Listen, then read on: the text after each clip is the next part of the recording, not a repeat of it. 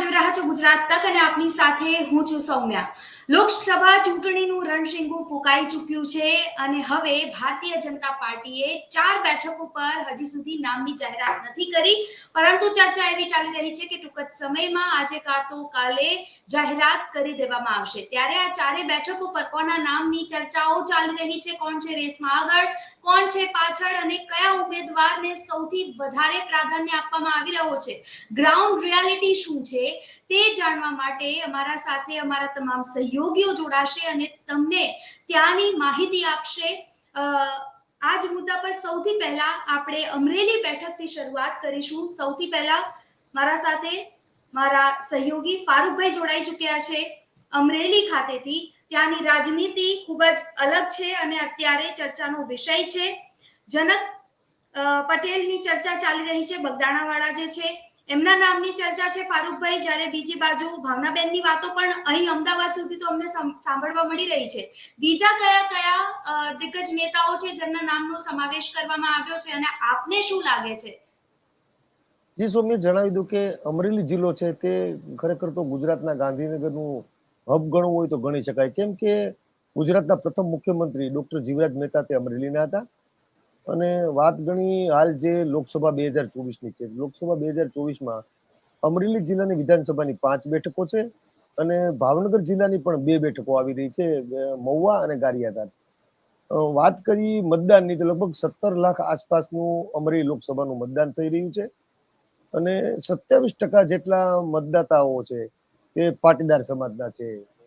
વાત 27% એટલે 73% જેવું મતદાન છે તે ઇતર સમાજનું છે। મહત્વની વાત એ છે કે છેલ્લા ઘણા સમયથી માત્ર ને માત્ર પાટીદાર ઉમેદવારો જ ભાજપ અને કોંગ્રેસ આપી રહ્યા છે। અગાઉ ઇતર સમાજના પણ નવીનચંદ્ર રવાણી હોય, એવા અન્ય પણ છે જે લોકસભા બેઠક જીતી ચૂક્યા છે, પરંતુ છેલ્લા લગભગ 2-3 દશકાથી જોઈએ તો લગભગ પાટીદાર સમાજ જ ચહેરો ભાજપ અને કોંગ્રેસ મૂકી રહ્યા છે। હાલ જો 2024ની વાત કરીએ તો 2024માં અત્યારે જે નામો ચર્ચાઈ રહ્યા છે એમાં અમરેલીનું કોકડું વધારે ગૂંચવાનું છે। પેલા અમરેલીમાં જૂથવાદ હતો, પરંતુ હાલ જૂથવાદ નથી, પરંતુ જે રીતનું સમીકરણો હાલના સાકાર થયા છે એ જોતા એવું લાગી રહ્યું છે, કેમ કે ભાજપ હંમેશા ચોંકાવનારો ચહેરો આપવામાં માહિર છે। જ્યારે 2022ની વિધાનસભાની જો વાત કરીએ તો સાવરકુંડલાની બેઠકમાં મહેશ કસવાળાને ઉમેદવાર બનાવ્યા, ત્યારે કોઈને કલ્પના પણ ન હતી, કેમ કે લગભગ 10 ઉપરાંતના દાવેદારો માત્ર સાવરકુંડલા વિધાનસભા બેઠકના હતા, સાવરકુંડલા લીલિયાના। તેમાંથી ચોંકાવવાનું નામ મહેશ કસવાળાનું આવ્યું હતું, પરંતુ 2024ની લોકસભાની જે ચૂંટણી છે, આ લોકસભાની ચૂંટણીમાં સૌથી વધારે પરિબળ કામ કરતું હોય તો તે છે ભાજપ અને કોંગ્રેસનું। તો એમાં હાલમાં જેની ઠુમર છે એ કોંગ્રેસમાંથી દાવેદાર બનાવી રહ્યા છે। લગભગ તો મારે પોતાને પણ વાત થઈ હતી તે મુજબ ખાલી હાઈકમાન્ડની લીલી ઝંડીની વાત છે, હાઈકમાન્ડ દ્વારા કહેવાય પણ ગયું છે। એમના પિતાશ્રી વિરજી ઠુમર જે પૂર્વ સાંસદ છે તેમની જોડે પણ મારે વાત થઈ હતી, તેમણે પણ મને કહેલું છે કે કન્ફર્મેશન થઈ ગયું, ફક્ત 21 તારીખ સુધી રાહ જોવાની છે। જ્યારે વાત કરી ભાજપના ઉમેદવારની, ભાજપના ઉમેદવારોમાં જે નામ આવી રહ્યું છે, પેલા જનક બગદાણાનું નામ આવ્યું હતું, પરંતુ હાલ તે ધીમું પડી ગયું છે। પરંતુ જે રીતે જેની ઠુમર જો અત્યારે મેદાનમાં કોંગ્રેસ ઉતારે તો એના માટે સૌથી મોટું પરિબળ દિલીપ સંઘાણીના ધર્મપત્ની ગીતાબેન સંઘાણીનું નામ આવે તેવી ચર્ચાએ વધુ પડતો જોર પકડ્યું છે, કેમ કે અમરેલી જે લોકસભાની જે બેઠક છે એમાં અમરેલીમાં ભાજપનો પાયો નાખનાર માત્ર દિલીપ સંઘાણી હતા, બાદમાં પરસોત્તમ રૂપાલા આવ્યા અને બાદ આખું અમરેલી જિલ્લાનું રાજકારણમાં ભાજપનો દબદબો ધીમે ધીમે સામેલ થયો। 17 જે વાત કરી કે 27% જેટલા મતદાર છે તે પાટીદાર લેવા સમાજના છે। સૌથી ઓછા મતદારો 2 વિધાનસભા બેઠકમાં ઓછા છે। એમાં જો વાત કરીએ તો મહુવા બેઠક અને ગારિયાધાર બેઠક, આ બંને બેઠકમાં 6% ઉમેદવારો જ પાટીદારના છે। ત્યાં ઇતર અને કોળી સમાજ આ બધાનું પ્રભુત્વ છે મતદાતાનો। એટલે જો વાત કરીએ આ રીતે તો ટોટલ પેલા અમરેલી જિલ્લાની 5 વિધાનસભા બેઠકો છે એ 5 વિધાનસભા બેઠકમાં 30% જેટલા મતદાતાઓ પાટીદાર છે, પરંતુ આ બંને બેઠકો જોડતા 27% જેટલા ઉમેદવારો છે તે પાટીદાર થઈ ગયા છે। એટલે હવે વાત એવી કરી કે પાટીદાર સિવાય જો અન્ય ચહેરો કોઈ ભાજપ દ્વારા કોઈ આપે તો એકમાત્ર ઉભરતું નામ હોય તો એ છે ડોક્ટર ભરત કાનાબાર, કેમ કે ડોક્ટર ભરત કાનાબાર છે તે પ્રધાનમંત્રી નરેન્દ્ર મોદીની ગુડવિલમાં આવે છે ને લગભગ પ્રધાનમંત્રી નરેન્દ્ર મોદી વિશ્વમાં 124 જણાને જે ફોલો કરે છે એમાં ડોક્ટર ભરત કાનાબાનું નામ છે. બીજી વાત રહી કે હાલમાં જે રીતે ભાજપ દ્વારા જે રીતે નામોની યાદી બહાર પડી રહી છે, દિલીપ સંઘાણીના ભાઈ મુકેશ સંઘાણી છે નાના, તેમણે પણ દાવેદારી કરી છે. અમર ડેરીના ચેરમેન અશ્વિન સાવલિયા છે, તેમણે પણ માંગણી કરી હતી. અને ભાવનાબેન ગોંડલિયા છે, તે અમર ડેરીના જ ડેરી ડાયરેક્ટર છે અને બાજુના જ ગામના હોય અને સહકારી ક્ષેત્રમાં મહિલાના સંગઠનો બહુ સારું ચલાવી રહ્યા છે, જેને કારણે તે પણ લાઇમલાઇટમાં છે. હાલમાં જો વાત કરીએ કે ભાજપની, તો ભાજપમાંથી ચોંકાવનારું નામ હજી પણ આવી શકે તેવી સંભાવના જોવા મળી રહી છે. પરંતુ જે રીતે અત્યારે જેનીબેન ઠુમર જો વોટ ફેવરિટ હોય તેની સામે મહિલા ઉમેદવાર આપે એવી શક્યતા પૂરી દેખાઈ રહી છે. કેમ કે અમરેલી જિલ્લાની ગુજરાત રાજ્યની 26 બેઠકોમાં દર વખતે 6 મહિલા ઉમેદવારોને મેદાનમાં ભાજપ ઉતારે છે. અત્યારે 22 બેઠકો જાહેર થઈ ચૂકી છે, તેમાં 4 મહિલાઓના નામ આવ્યા છે. હવે 4 બેઠકોમાં 2 મહિલાના નામ સામેલ કરવાની વાત છે. એટલે લગભગ તો એવું કહી શકાય કે અમરેલી જિલ્લાની જે બેઠક છે તેમાં આવે અને પેલું નામ અત્યારે અમરેલી જિલ્લામાં તો ગીતા સરદારનું સંભળાઈ રહ્યું છે. બિલકુલ, એટલે લાગી રહ્યા છે આપના સાથે વાત કરતા એવું લાગી રહ્યું છે, પરંતુ અત્યારે સુધી એવી સ્પષ્ટતા એટલે આવી ચર્ચાઓ ચાલી રહી છે કે 2 મહિલાઓને ટિકિટ આપવામાં આવી શકે છે. એટલે આ 4 બેઠકો જે અત્યાર સુધી બાકી છે, જેની અનાઉન્સમેન્ટ હજી સુધી નથી થઈ, એમાંથી 2 મહિલાઓને પ્રાધાન્ય આપવામાં આવી શકે છે. એ વાત તો સ્પષ્ટ છે, પરંતુ બીજી જે નામોની ચર્ચા ચાલી રહી છે એની આપણે વાત કરી લઈએ. તો છે જનક પટેલ, જેમ કે અમારા સહયોગી ફારૂક કાદરીએ કહ્યું છે, બગદાણાવાળા. પરંતુ અહીં અસમંજસની સ્થિતિ એ છે કે તેઓ સુરતમાં રહે છે અને અમરેલીમાં પછી તેમને ટિકિટ આપવામાં આવે કે કેમ આવે એની વિચારણા ચાલી રહી છે, એવી વાતો વહેતી થઈ છે. એટલે આ નામ પર મોહર મારશે કે કેમ એ તો જોવું રહ્યું. પરંતુ અમરેલીમાં જનક પટેલ, ભાવનાબેન ગોંડલિયા, બાવકુભાઈ, ભરત કાનાબાર, કૌશિક વેકરિયા, મુકેશ સાંઘાણી અને ગીતાબેનનું નામ જે છે અત્યારે ચર્ચાનો વિષય છે. આ અમરેલી બેઠકનું ગણિત અમે આપના સુધી પહોંચાવી રહ્યા હતા. આ સાથે જ આપ આપના અભિપ્રાયો પણ અમને કમેન્ટ બોક્સમાં જાણ કરી શકો છો. આપને શું લાગે છે કે આ જે સ્થિતિ અત્યારે લોકસભાની ચૂંટણી વખતે સર્જાઈ છે અને હવે ગમે ત્યારે જાહેરાત થઈ શકે છે, એવી સ્થિતિમાં આપના મતે શું લાગે છે કે જે યોગ્ય કેન્ડિડેટ છે એ કોણ હોઈ શકે છે? આપ આપના અભિપ્રાયો પણ અમને કમેન્ટ બોક્સમાં જાણ કરી શકો છો.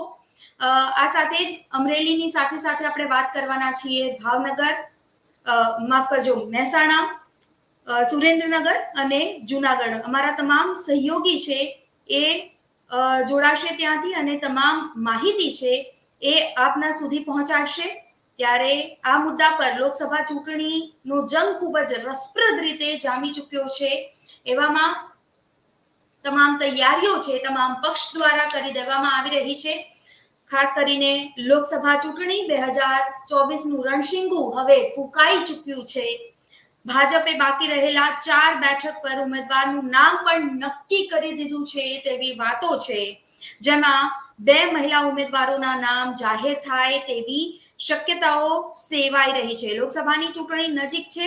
ત્રીજા તબક્કામાં ગુજરાતની 26 લોકસભા બેઠકો પર એક જ દિવસે એટલે 7મી મે ના રોજ મતદાન થશે અને 4 જૂને મતગણતરી થશે. આ સાથે જ ગુજરાતની પોરબંદર, માણાવદર, બીજાપુર, ખંભાત અને વાઘોડિયા વિધાનસભા બેઠકો પર પેટા ચૂંટણી પણ યોજાશે.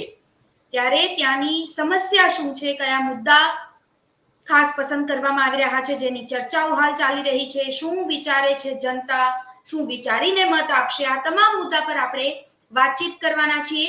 અમરેલીની વાત થઈ ગઈ છે એટલે હવે આપણે આગળ વધીએ, જૂનાગઢની વાત કરીએ. જૂનાગઢમાં પણ પેચીદો પેચ છે. જૂનાગઢથી મારા સહયોગી ભાર્ગવી જોશી જોડાઈ ચૂક્યા છે તમામ માહિતી આપવા માટે. ભાર્ગવીબેન, શું લાગી રહ્યું છે? નામની ચર્ચા અમદાવાદ સુધી તો રાજેશ ચુડાસમા, ગીતાબેન અને કિરીટ પટેલ, આ 3 નામની ચર્ચા ચાલી રહી છે, પરંતુ આપની પાસે ઓથેન્ટિક માહિતી હશે. ગ્રાઉન્ડ રિયાલિટી શું છે? જનતાની શું અપેક્ષા છે? જોઈએ તો આપણે જૂનાગઢની અંદર રાજેશ ચુડાસમા ફરી પાછા રિપીટ થાય એવી એક આખા સમૂહની માંગ છે અને એ લઈને જોરદાર કેમ્પેઇન પણ છેલ્લા 1.5 મહિનાથી ચાલી રહ્યું છે કે ફરી પાછા રાજેશ ચુડાસમાને ટિકિટ આપવામાં આવે. એ સિવાય જોઈએ તો આપણે ગીતાબેન માલમ કે જે કોળી સમુદાયમાંથી જ આવે છે અને જૂનાગઢની અંદર સૌ એક્ટિવ મહિલા છે. એનું નામ પણ ખૂબ આગળ છે. ગીતાબેન માલમ કોળી સમુદાયમાં છે. જો રાજેશભાઈને ટિકિટ ના આપવામાં આવે તો ગીતાબેન માલમનું નામ પણ આવી શકે છે. એ સાથે જ એક ભાવનાબેન હિરપરા કે જે જૂનાગઢના પૂર્વ મેયર હતા જીતુભાઈ હિરપરા એના ધર્મપત્ની છે અને ભાવનાબેન હિરપરા છે એ ખાસા લોકપ્રિય નેતા પણ હતા. એટલે જો અને એક ઉમદા છબી છે. જે રીતે ભાવનાબેન સાંસદ ભાવનાબેન ખલે સાંસદ હતા એવી જ રીતે ભાવનાબેન હિરપરા જો કોઈ જ્ઞાતિના સમીકરણોને ના જોવામાં આવે તો ભાવનાબેન હિરપરાને ટિકિટ આપે એવી પણ એક શક્યતા દેખાય છે.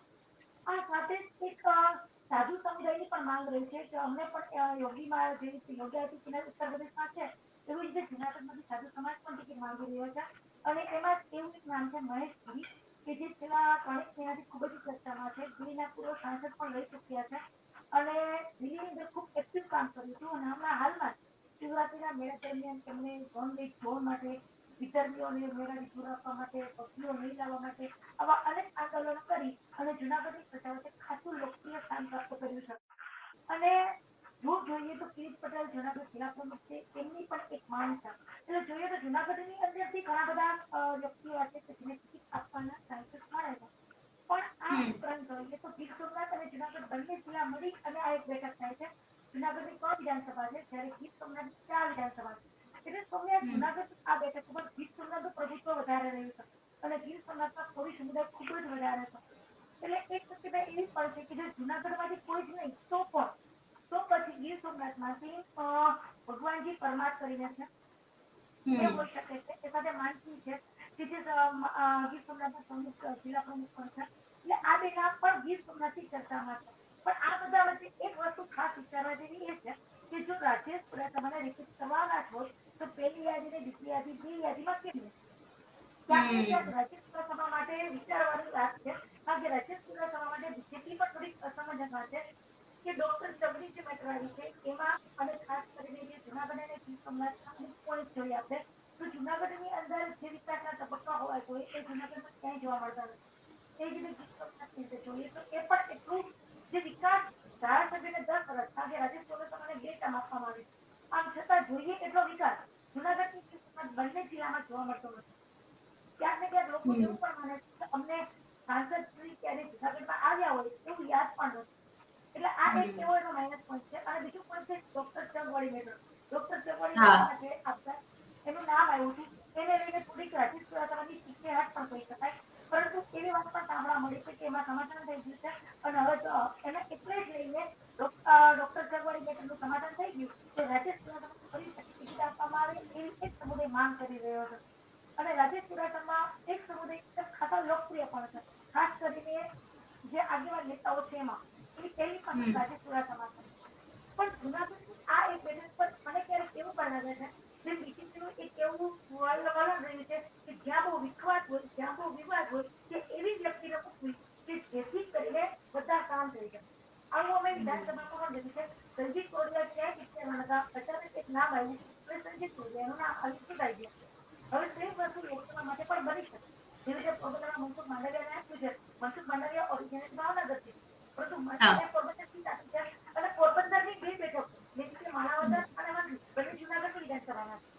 આમ છતાં અને કેશોદ પણ તો આમ છતાં જો મનસુખ માંડવિયાને પોરબંદર આપવામાં આવે તો જુનાગઢની અંદર બહુ અલગ અલગ ગ્રુપો છે. બીજેપીની અંદર બહુ અલગ અલગ ગ્રુપો છે જેને લઈને ઉપલા લેવલે જે વિરોધ ઉઠી રહ્યો છે એ પણ ખબર છે. સી આર પાટીલને પણ ખબર છે મોદી સાહેબને પણ ખબર છે અમિત શાહને પણ ખબર છે કે જુનાગઢની અંદર શું ચાલી રહ્યું છે. અને એને જ લઈને મને લાગે છે કે ક્યાંક એવું ન કરે કે કોઈ નવી જ વ્યક્તિ છે કે જે જુનાગઢની ગીર સોમનાથની નહીં પણ બહારથી આવી અને અહીંયા એને ઉમેદવારી કરવી પડે. એવું પણ બની શકે. શું કે આપણે બિલકુલ. કોંગ્રેસમાં જોઈએ તો બે જ નામ છે. એક જી. હીરાભાઈ જોડવા અને વિમલ ચુડાસમા. વિમલ હા. ચુડાસમા ઓલરેડી અત્યારે ધારાસભ્ય છે. એટલે વિમલ ચુડાસમાનું ગીર સોમનાથની અંદર પકડ જાય છે. અને એટલે જ માંગ કરી રહ્યા છે કે વિમલ ચુડાસમાને ટિકિટ આપવામાં આવે. બીજી તરફ હીરાભાઈ જોશીએ કેશોદમાંથી ધારાસભ્ય તરીકે ચૂંટવા માટે ઉમેદવારી કરી હતી અને હાર પામ્યા છે. પણ હીરાભાઈ જોશવાની એક કોંગ્રેસની જે મજબૂત પકડ છે એટલે હવે કોંગ્રેસ પાસે પણ 2 વિકલ્પ છે વિમલ ચુડાસમા કે હીરા જોશવા. અને કેટલો વધારે છે બીજેપી ઉપર, કારણ કે વિમલ હમ. ચુડાસમાની કોળીમાંથી છે, જો બીજેપી કોળીમાંથી આવશે, કોંગ્રેસ પણ કોળીમાંથી આવશે. જુનાગઢની સીટ ઉપર આ વર્ષોથી ચાલ્યું આવે છે કે સામસામી બંને ઉમેદવારો છે એ એક જ કાસ્ટના હોય. હમ. પછી જુનાગઢની અંદર આપણે એક વસ્તુ એ પણ જોઈએ કે જે મતદારો છે એના પર આપણે જોઈએ તો ખ્યાલ આવે કે કોંગ્રેસ જુનાગઢની જે સૌથી મોટી સમુદાય છે એ કોળી હોય. 3 લાખ વોટર છે એ કોળીમાં હમ. છે. એ ઉપરાંત રાજપૂત છે, આર્યન છે, એ સમુદાય પણ મોટો છે. મુસ્લિમ અને દલિત સમુદાય પણ મોટો છે. એટલે જોઈએ તો અત્યારે બીજી પાસે 3 ઓપ્શન છે, કાં તો રાજપૂત, કાં તો આર્યન, કાં તો કોળી. અને એને જ લઈ હમ. અને કોંગ્રેસ પણ અસમંજસ થાય. બીજેપી રૂલિંગ કરતા હશે એટલે ઓટોમેટિક કોંગ્રેસ ક્લિયર થઈ જશે. અચ્છા, તો આમાં ભાર્ગવીબેન એ પણ આપણે પૂછવા માંગીશ કે શું લાગે છે કોઈ પેરાશૂટ ઉમેદવારને પણ ઉતારી શકે છે? કારણ કે જેમ કે આપણે માંડવિયાની વાત કરી તો એ હિસાબથી આપણે નજર કરીએ તો પેરાશૂટ ઉમેદવારના ઉતરવાના પણ ચાન્સીસ હાલ જોવા મળી રહ્યા છે. અને બીજી વસ્તુ મારે એ પણ પૂછવી છે કે ગીતાબેનનું નામ અત્યારે ચર્ચા છે. બીજા કયા એવા ફિમેલ કેન્ડિડેટ્સ હોઈ શકે છે જેમના નામની ચર્ચાઓ ચાલી રહી છે, કાં તો દબંગ જે છબી છે એ ધરાવે છે અને એટલા માટે કદાચ તેઓ હોઈ શકે છે લિસ્ટમાં? કેમ કે તમને ને મને બંનેને ખબર છે કે સરપ્રાઈઝ આપવામાં ભારતીય જનતા પાર્ટી ખૂબ જ એક્સપર્ટ છે અને જ્યારે પણ નામની જાહેરાત થાય છે એ સૌ કોઈને ચકિત કરી દે છે. આ પહેલાની લિસ્ટમાં પણ આપણે જોયું છે કે રિપીટ કેન્ડિડેટ્સ કરવામાં આવ્યા છે, પરંતુ અમુક જગ્યાએ નવા પેરાશૂટ ઉમેદવારોથી લઈને નવા નામનો સમાવેશ કરવામાં આવ્યો છે. આવી સ્થિતિમાં જૂનાગઢમાં શું લાગી રહ્યું છે? સોનિયા, કીધું કે મહિલાઓ તરીકે જુનાગઢની અંદર 4 કેન્ડિડેટ એવા છે કે જેને સેન્સમાં પણ પાર્ટિસિપેટ કર્યું હતું અને ટિકિટ માટે દાવેદારી કરી. સૌથી પહેલા છે પૂર્વ મેયર જ્યોતિબેન વાછાણી, જે પટેલ જ્ઞાતિ આવે છે, સમાજ કલ્યાણ ખાતે એ બહુ આગળ છે અને સામાજિક ક્ષેત્રે એ સારું નામ ધરાવે છે. એટલે જ્યોતિબેન વાછાણી છે. બીજા છે નીલબેન કાંબલિયા, કે આયર જ્ઞાતિમાંથી આવે છે અને જુનાગઢની અંદર અથવા તો જુનાગઢ અને ગીર સોમનાથ બંનેની અંદર આહિર સમાજ માટે ખૂબ ઉત્કૃષ્ટનું કામ કરે છે. સૌથી પહેલી એ લોકોએ આહિર જ્ઞાતિની કન્યા છાત્રાલયથી શરૂઆત કરી છે અને 8 દિવસ સુધી નીલબેન કાંબલિયા છે એ એક્ટિવ રહ્યા છે. એટલે નીલબેન કાંબલિયાનું નામ પણ ચર્ચાએ છે. એટલે જુનાગઢની જે 4 મહિલાઓ છે, જ્યોતિબેન વાછાણી, નીલબેન કાંબલિયા, ભાવનાબેન હિરપરા અને ગીતાબેન માનવ. આ ઉપરાંત એક ગીર સોમનાથમાંથી એક સમીકરણ એવું પણ બેઠે છે, ત્યાં એક છે દીપુબેન બાંભણિયા. એવું કહેવાય રહ્યું છે કે દીપુબેન બાંભણિયાને પણ ગીર સોમનાથમાંથી જો જુનાગઢ બેઠક ઉપર મહિલાને પ્રાધાન્ય આપવામાં આવશે તો આ 5 મહિલાઓ એવી છે કે જેમાંથી બીજેપી છે એ કોઈ એકને તક આપે એવી પૂરેપૂરી શક્યતા દેખાઈ રહી છે. અત્યારે આ 5 સશક્ત મહિલાઓ છે કે જે ટિકિટની દાવેદારી માટે સક્ષમ થઈ શકે. હવે એવી વસ્તુ આપણે જોઈએ તો જુનાગઢની બેઠક ઉપર એક શું કહે છે કે પેરાશૂટમાંથી આવે. હા, હોઈ શકે. કારણ કે જુનાગઢની અંદર અત્યારે જે બીજેપીના ગ્રુપ પડી ગયા છે કારણ કે અત્યાર સુધીની પહેલી જે જેટલી ચૂંટણી જોઈ છે, લોકસભા અને વિધાનસભા બંનેની અંદર એટલે 3 વખત એવું જોતી આવું છું કે બીજેપીની અંદર ગ્રુપિઝમ બહુ છે. એક મહેન્દ્રભાઈ વસ્તુ જ્યારે સતત 7 વખત વિધાયક તરીકે ચૂંટાતા હોય અને ત્યારે એને એના જ લોકો પાડી અને એને હરાવી દે અને જીતાગલા જોશીને જીતાડી દે, એ પણ દ્રષ્ટિએ જોયું છે. એવી જ રીતે ત્યાર પછી સંજીવભાઈ કોરડિયા એને જીતવા માટે મહેનત કરવી પડે અને પછી જંગી લીડથી જીતે. આમ છતાં એને હરાવવા માટે કોશિશ પણ કરવામાં આવી હોય. જવાહર ચાવડા કોંગ્રેસમાંથી બીજેપીમાં આવ્યા અને બીજેપીમાં આવ્યા પછી જે કોંગ્રેસમાંથી સતત જીતી આવતા હતા અને બીજેપીમાંથી હારી ગયા. એ પાછળ એના જ લોકો જવાબદાર છે. તો જુનાગઢની અંદર આ રાજનીતિ છે એ બહુ જોવા મળે છે કે જ્યારે પોતાની પસંદગીનો ઉમેદવાર ન આવે તો એને પાડી દેવાની કોશિશ જુનાગઢમાં જોવા મળે છે.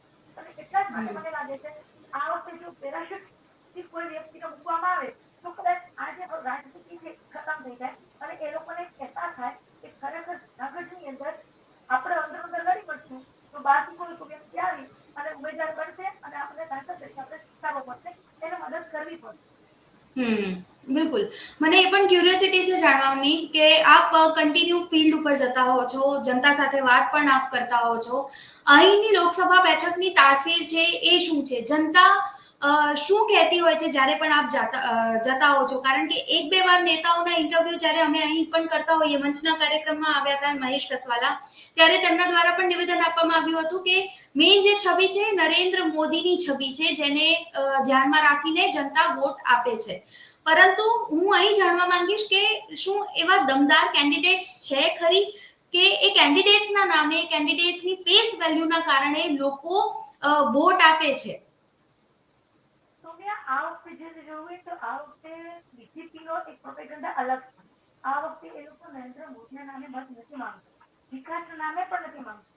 એ એમ કહે છે કે ઉમેદવાર કોઈ પણ હોય કમળ જીતવું જોઈએ. મીન્સ કે આ વખતે એ લોકોએ કમળને as a identity 5 lakh plus ની જીતનો ટાર્ગેટ રાખ્યો છે એમ પણ. યસ 5 લાખની જીતનો ટાર્ગેટ રાખ્યો છે, પણ કમળ નહીં જોઈએ. લોકોએ એ યસ નથી જોવાનું કે અમે મોદીને મત આપીએ છીએ, લોકોએ એ પણ નથી જોવાનું કે અમે ક્યાં ઉમેદવારને મત આપીએ છીએ. લોકોએ ખાલી એટલું જ જોવાનું છે કે અમારે કમળનું બટન દબાવવાનું. તો આ જે વસ્તુ છે એ લોકોના મનની અંદર એક વસ્તુ ક્લિયર કરી દેવા માંગે છે કે આ વખતે અમે કોઈ ઉમેદવાર કે મોદીના નામે મત નથી માંગતા, અમે ફક્ત ને ફક્ત કમળ માટે મત માંગીએ છીએ અને કમળને 5 લાખના મતથી જીતાડો, વ્યક્તિને નહીં. કોઈ પણ વ્યક્તિ હોય આવું એ લોકો પોતાના પ્રચારમાં 7 લાખ બોલે છે કે અમે લોકો કમળને મત આપવાનું કહીએ છીએ. અમે લોકો ક્યારેય એવું નથી કીધા ઉમેદવાર કોઈ પણ હોય મત તમારે કમળને આપવાનો છે.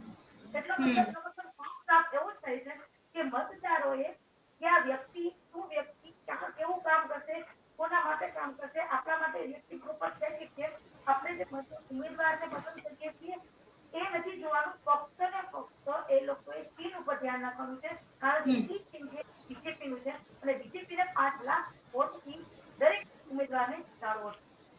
બિલકુલ. અહીં એ પણ સવાલ થાય કે કયા મુદ્દા વધારે જનતાને પસંદ આવ્યા છે, ત્યાં શું લાગે છે? જુનાગઢની અંદર જોઈએ તો એવું કહી શકાય કે એક રોપવે બન્યો છે, ઉપર પર બન્યો છે, એટલે જુનાગઢ જે પ્રવાસ વિકાસ થવો જોઈએ એની ધીમે ધીમે શરૂઆત થઈ છે.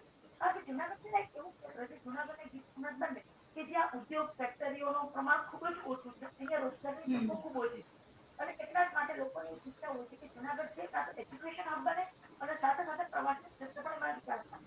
અને એટલા જ માટે જ્યારે વિજય રૂપાણીએ જુનાગઢની અંદર એરપોર્ટ અને રોપવે આ બંને પ્રોજેક્ટ માટેની અને ત્યાર પછી તે વસ્તુ આગળ વધી અને જુનાગઢની અંદર મકબરો પણ નિર્મિત સરદાર દરવાજા, મધરી દરવાજાનું જે યુનિવર્સિટી એનાથી જુનાગઢના પ્રવાસન ક્ષેત્રે ચોક્કસ વિકાસ થયો. પરંતુ હજી રોજગારની તકો છે એને લઈને યુવાઓમાં ખાસી નિરાશા છે. કારણ કે જુનાગઢની અંદર યુવાઓ માટે કોઈ જ તક નથી. એજ્યુકેશન સિસ્ટમ માટે યુનિવર્સિટીઓ સ્થપાય છે, પણ એજ્યુકેશન મળ્યા પછીથી ફર્ધર એ લોકોને રાજકોટ, અમદાવાદ, સુરત જવું જ પડે છે. એટલે જુનાગઢની જે રોજગારની જે તકો છે એની અંદર સુધારો થાય એવું લોકો ઈચ્છી રહ્યા છે, ખાસ કરીને યુવાઓ. એવી જ રીતે લોકોની અંદર એક અપેક્ષા એવી પણ છે કે જ્યારે જુનાગઢ અંદર કોઈ ઉમેદવારને તક આપવામાં આવે ત્યારે એક અપેક્ષા એવી પણ રહી છે કે જુનાગઢનું જે ગિરનાર એનો એક વિકાસ થાય, ગિરનારને એક પાવાગઢ જેવું એક યાત્રાધામ બનાવવામાં આવે, જેથી કરીને લોકોની વધુ ને વધુ રોજગારી તકો સર્જન થાય. જુનાગઢની જે બીજી સમસ્યા એ પણ છે, ટ્રાફિક સમસ્યા છે. પછી એક હમણાં બહુ મોટી સમસ્યા જોઈ તો ગત વખતે જે પૂર આવ્યું હતું અને એને લઈને જુનાગઢની અંદર જે અત્યાર સુધી આજે 1 વર્ષ થવા આવ્યું છતાં પૂરનું જે સર્વે થવો જોઈએ તે સર્વેને લઈને કોઈ જ કામગીરી થઈ નથી. સીએમએ ઘણી વખત ટીકા ટિપ્પણી કરી, આમ છતાં જુનાગઢની આ સમસ્યાઓ છે કે જેનો હલ કોઈ ધારાસભ્ય કે કોઈ સાંસદ સભ્ય હજી સુધી લાવ્યો નથી. એટલે પ્રજાની અંદર આ જે પ્રશ્નો છે એને લઈને ક્યાંક ને ક્યાંક ખતરાટ રહ્યો છે અને એટલે જ લોકો એવા ઈચ્છે છે કે કોઈ એવી વ્યક્તિ આવે, દમતી વ્યક્તિ આવે કે જે જુનાગઢની સમસ્યાઓનો તરત જ હલ કરી શકે. બિલકુલ. આભાર આપ અમારી સાથે જોડાયા અને આટલી રસપ્રદ માહિતી આપી. હવે જુનાગઢ બાદ સીધા પહોંચીએ મહેસાણા, જ્યાં અમારા સહયોગી કામિની આચાર્ય જોડાઈ ચૂક્યા છે. કામિનીબેન, શું લાગી રહ્યું છે મહેસાણાની શું સ્થિતિ? કારણ કે એક બાજુ નીતિન પટેલ થોડા નારાજ હોય તેવું લાગી રહ્યું છે, ઉમેદવારી પત્ર પણ તેમને લઈ લીધું, અને બીજી બાજુ પાટીદારો શું કહી રહ્યા છે, શું છે તેમનો મૂડ? સુનિલ, પહેલી વસ્તુ તો એ છે કે મહેસાણા લોકસભા બેઠક એ આખા ગુજરાતની ઇન્ડિયાનું નાક કહી શકાય. જો મહેસાણા બેઠક ઉપર જો ભાજપ હારી જાય તો જોવા જઈએ તો નરેન્દ્ર મોદી હાર્યા બરાબર છે. એટલે આ બેઠક ઉપર કોઈ પણ ઉમેદવાર નક્કી કરો એ ભાજપ માટે એક ચેલેન્જ છે. બીજી વસ્તુ કે નીતિનભાઈ પટેલ જે સિનિયર નેતા છે, આપણા પૂર્વ નાયબ મુખ્યમંત્રી છે, અને એમને દાવેદારી જયારે નોંધાઈ હતી અને છેલ્લા સમયમાં જ્યારે એમને લાગ્યું કે હવે મારી દાર ઘરે એમ નથી, એટલા માટે એમને પોતાની દાવેદારી પાછી ખેંચી લીધી છે.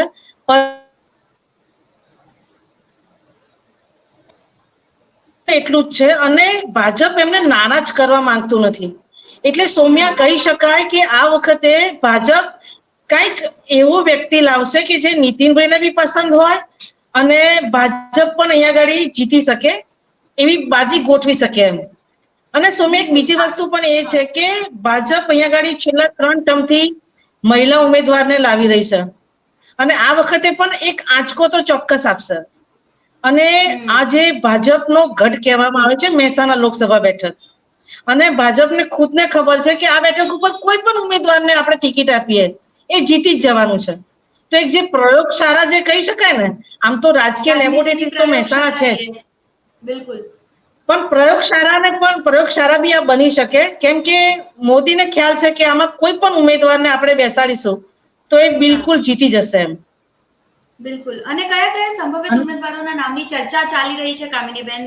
અમારા સુધી તો અમદાવાદ સુધી તો તૃષા પટેલ છે, પછી આનંદ પટેલ જે શારદાબેન પટેલના પુત્ર છે એમના નામની પણ ચર્ચા છે કે એમને પણ ટિકિટ માંગી છે. રજની પટેલના નામની ચર્ચા ચાલી રહી છે. એકે પટેલ છે તેમના પુત્ર એ પણ ટિકિટ માંગી છે. એવી આ તમામ વાતો અમદાવાદ સુધી તો પહોંચી છે, પરંતુ હકીકત શું છે? કોના નામની ચર્ચા છે? સૌમ્ય, આમાં ભાજપ આ વખતે પરિવારવાદમાં નહીં પડે. એટલે શારદાબેન જે છે, તો શારદાબેન આ વખતે વર્તમાન સાંસદ છે, એટલા માટે એમના દીકરાને ટિકિટ આપવી એ શક્ય નથી. બીજું કે એકે પટેલના દીકરો પણ અત્યારના લાઈનમાં હતા, પરંતુ એ પરિવારવાદ જે મુદ્દો આવે છે એને ધ્યાનમાં રાખીને મે બી એમને પણ ટિકિટ ના મળે. આ વખતે રજનીભાઈ જે છે એ રજનીભાઈ આ વખતે સ્ટ્રોંગ ઉમેદવાર માનવામાં આવે છે. પરંતુ સૌમ્યામાં એક વસ્તુ બી છે કે નીતિનભાઈનું જે રાજકારણ છે, તો નીતિનભાઈ કહી શકાય કે હું નહીં તો તું બી નહીં એમ. ગત લોકસભાની જયારે ચૂંટણી હતી તો નીતિનભાઈ દાવેદાર હતા, નીતિનભાઈને ટિકિટ ના મળી તો એમને કીધું કે મારી પસંદગીનો જે ઉમેદવાર હોય એને તમે ટિકિટ આપો, તો શારદાબેનને આપી. એના પછી જયારે વિધાનસભા આવી તો નીતિનભાઈ એવું કીધું કે હું નહીં તો મારો વ્યક્તિ, તો એમાં પણ એમને માન આપીને મહેસાણા, કડી, વિજાપુર એમના જે બી હતા એમને ટિકિટ ફાળવવામાં આવી. આ વખતે બી નીતિનભાઈની વસ્તુ એ છે કે હું નહીં તો મારી પસંદગીનું, અને એના જ કારણે કહેવાય છે કે આખું કોકડું ગૂંચવાયેલું છે. પક્ષ છે નીતિનભાઈને નારાજ કરવા માંગતું નથી, અને બીજી બાજુ નીતિનભાઈ છે એમની જીદ છોડવા માંગતા નથી. તો હવે એના કારણે હાલમાં ઉમેદવારનું નામ જાહેર કરવું ને એ બી થોડુંક પક્ષ માટે મુશ્કેલ બન્યું છે. બિલકુલ. પરંતુ હવે આ ચાર બેઠકો જેવી રહી છે. જી જી. આમાં અનારબેનનું નામ પણ ચાલી રહ્યું છે. આનંદીબેનના જે દીકરી છે અનારબેન, અને એ અનારબેન હાલમાં આનંદીબેન વિજાપુર વિસ્તારના છે, વિસનગરમાં એમનું પિયર છે, તો એમનું અહીંયા વિસ્તાર છે એને ધ્યાનમાં રાખીને અનારબેનને બી આપી શકે. પણ કહેવાય છે કે 90% જો કહી શકાય કે મહિલા ઉમેદવારને ભાજપ ટિકિટ આપશે, અને એક ચોંકાવનારું જે પણ ઉમેદવાર હશે ને સૌમ્યાબેન, એ ચોંકાવનારો ઉમેદવાર હશે કે જેનું નામ છે ને ક્યારે આવ્યું જ નહીં હોય.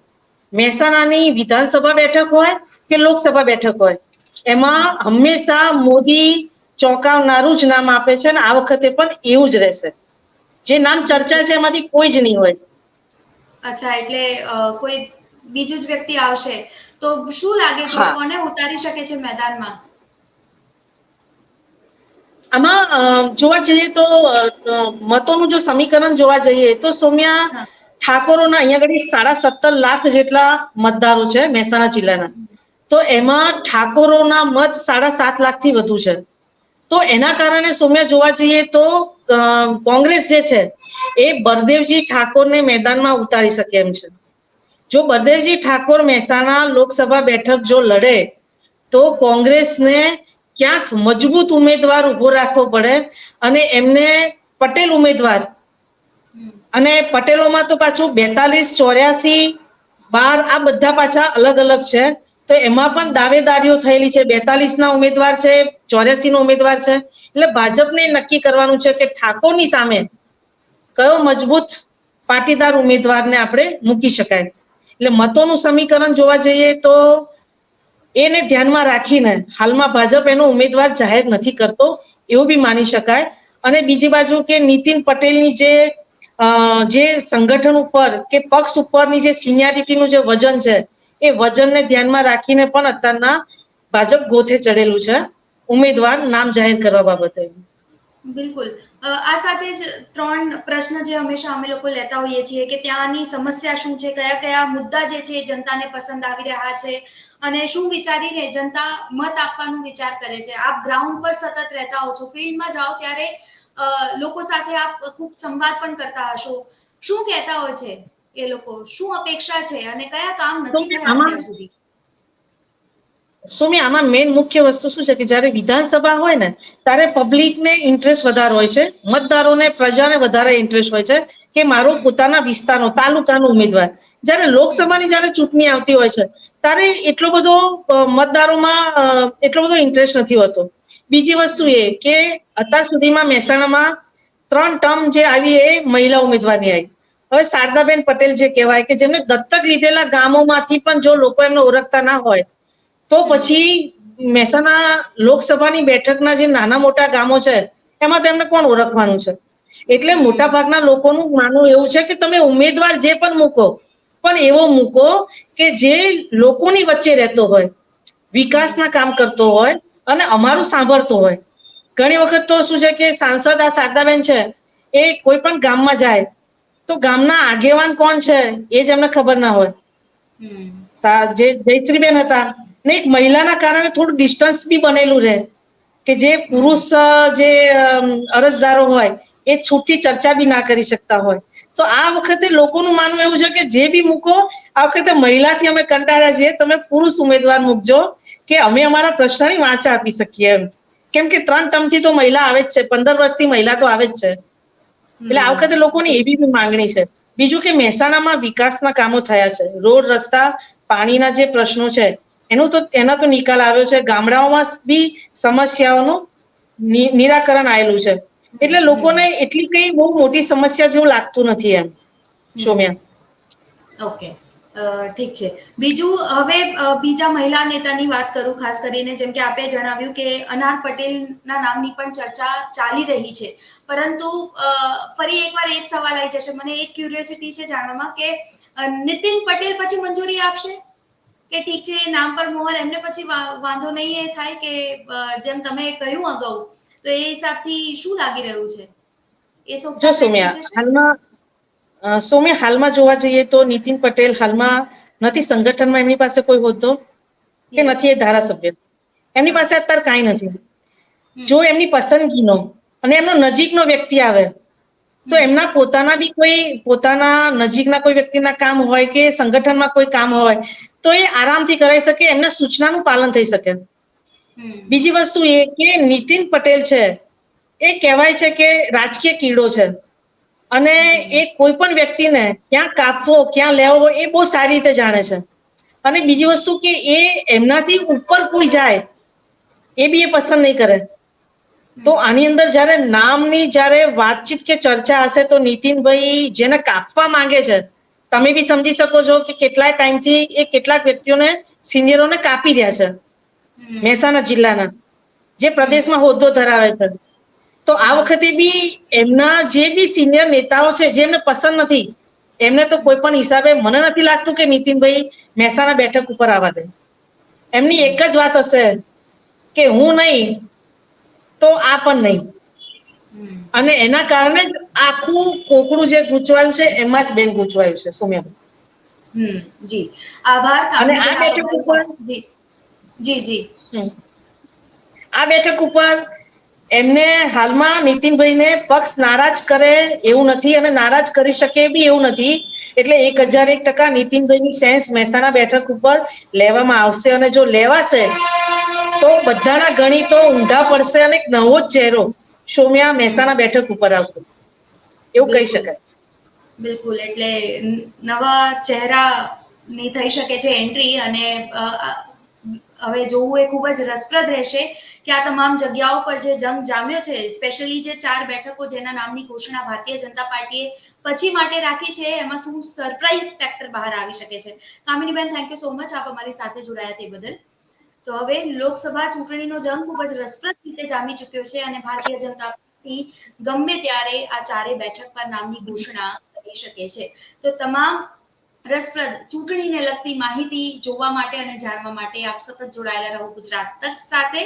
આ સાથે જ તમામ જે સમાચાર વાંચવા હોય તો પણ આપ જોડાઈ શકો છો, લોગિન કરી શકો છો ગુજરાત તક અમારી વેબસાઇટ પર. અત્યારે બસ આટલું જ. મને રજા આપશો. ફરી મળીશું. નમસ્કાર.